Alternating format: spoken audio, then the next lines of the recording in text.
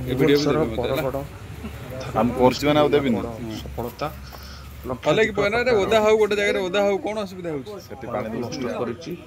ବରଗଡ଼ ଅଞ୍ଚଳରେ ବହୁତ ପ୍ରଦୂଷଣ ମୁକ୍ତ ପ୍ରଦୂଷଣ ବାଣ ବରଗଡ଼ ଥାନା ପୁଲିସ ଆଜି ଜବତ କରିଛି। ସରକାରୀଙ୍କ ନିୟମ ଅନୁସାରେ ବା ଆଇନ ହିସାବରେ ଯେ ପ୍ରଦୂଷଣ ବାଣ ଫୁଟାଇବ କେବଳ ଗ୍ରୀନ୍ ବାଣ ଯେଉଁଟାକି ପ୍ରଦୂଷଣ ନୁହେଁ, କିନ୍ତୁ ଏଇଟା ବେଆଇନ ଭାବେ ଆଜି ବହୁ ଜାଗାରେ ବିକ୍ରି ହେଉଥିଲା। ତାକୁ ବରଗଡ଼ ଥାନା ପୁଲିସ ଚଢ଼ାଉ କରି ଆଜି ଜବତ କରିଛି ଏବଂ ଏଥିରେ ଯେଉଁମାନେ ସାମିଲ ଅଛନ୍ତି ତାକୁ ମଧ୍ୟ ପୁଲିସ ଖୋଜାଖୋଜି କରୁଛି ଏବଂ ଆଜି ତାଙ୍କୁ ଗିରଫ କରାଯିବ ବୋଲି ଆଜି ବରଗଡ଼ ଥାନା ପୁଲିସରୁ ସୂଚନା ମିଳିଛି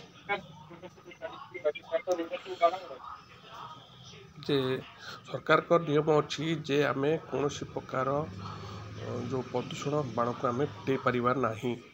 କେବଳ ଗ୍ରୀନ୍ ଯେଉଁଟାକି ବିନା ସାଉଣ୍ଡ ବା ଯେଉଁଟାକି ପଲ୍ୟୁସନ୍ ହେବନି ସେଇ ବାଣକୁ ଆମେ ଫୁଟାଇ ପାରିବା, କିନ୍ତୁ ତାହା ନକରି କିଛି